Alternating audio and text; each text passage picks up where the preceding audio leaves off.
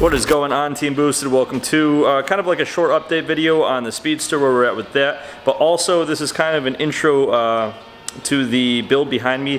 That's a 1969 Mach 1. As many of you know, it's getting an M120 twin turbo V12 from a Mercedes. So we're going to talk about the 69 Mach 1 in a second. We'll go through it where it sits right now, what the plans are for that. I'll show you the engine, but let's talk about the Speedster first. So the reason we haven't posted a video in a while on the Speedster is because we wanted the next one to be the thing actually driving. We realized very quickly that that's a lot of work, but it's actually almost there. Let me show you. So here's how it sits right now. Devin, you want to pop off the engine lid? We have footage on all of the work that's been done. Pretty much the intake's been bolted up. It has an exhaust now. If we come over to the inside, it's got a steering wheel, foot controls. It just needs a radiator, and at this stage, like, we're gonna be working on that today. So it's not too far off from this thing actually running and driving. We've got the battery and all of the computers mounted up front. The fuel tank goes right there. It's really close. We just need to get some tuning done, some runtime with it, and it'll be good to drive. This is a disconnect, so you can get in and out. We'll show you guys how we made the steering. This car's pretty much there. We just want the next video to be it running. So you can expect like some crazy feature length. Let's go inside because that guy's cutting wood. You can expect some crazy feature length from where we took off last time to it actually hitting the road and driving for the first time. That'll be the very next video that we post. A ton of work's been done. Like I just said, we have like, I don't know, like over like 100 gigs of footage. You got some ridiculous amount. You got some gigabits. I'm forgetting with this mic, nobody can hear you guys. Anyways, because the Speedster's about to be on the road and driving, we'll have more time.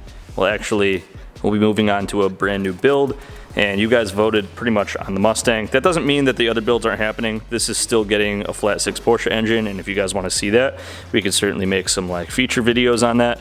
But the main focus on the channel after the Speedster is done is going to be this 1961 Mustang Mach 1.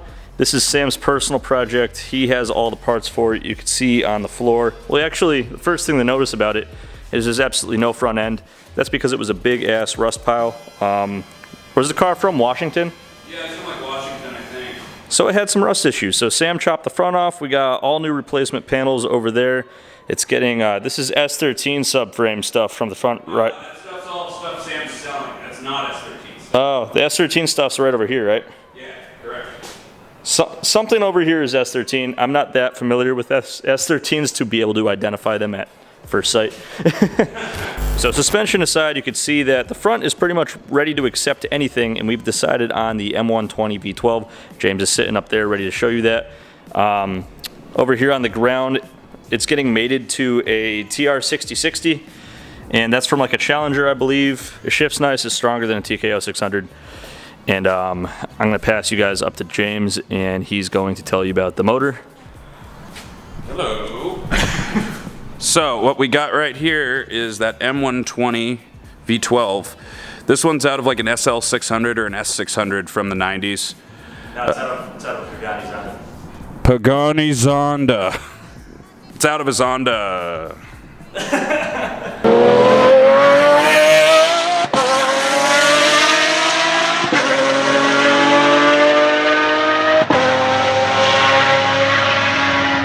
But this would be the engine that was used in like a first generation Pagani Zonda. They used an M120 based V12, so the engine is pretty much identical to this. According to some online sources we've been able to find, this thing should be able to make like 700 or more horsepower when it's turbo on the stock internals with no issues at all. Another thing for the Mustang is, you can't really make any sense of it, but right here, new subframe connectors that use a different style rear suspension. It's a torque arm panhard bar going into the back instead of the leaf springs. So the plan with the M120 is to just compression test it, and if the numbers are good, we're just going to send it. We're not going to do like a full rebuild on that or anything. We're just going to pretty much just shit it into the car, and that's going to be that. You're probably wondering how we're going to put a TR6060 on an M120. Well, we bought a Cold War era Bridgeport. 1958. 1958. It's got a DRO or DOR. DRO. DRO. Digital readout. It's got the Giro. It's got gyros on it. Power feed. It's got the power feed. It's accurate enough to make the engine adapter plate to go onto the TR6060. So we'll be able to put crazy twin turbo V12 onto a TR6060 and then bastardize that into the front of a 1969 Mach 1 Mustang. I could show you guys this car a little bit. It's pretty straight. It's what would you call, like a 10-footer? Yeah, 10-footer is a good name for it. It's pretty nice. Sam and his dad worked on it for a long time. Probably with the lighting, you're not gonna be able to see much. It's been stripped out.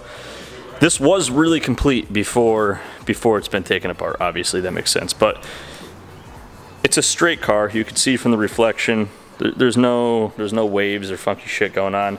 It'd be interesting to find out what's underneath this paint, but I don't think we're doing that. We don't want to find out. We don't want to find out. Sometimes it's better not to know.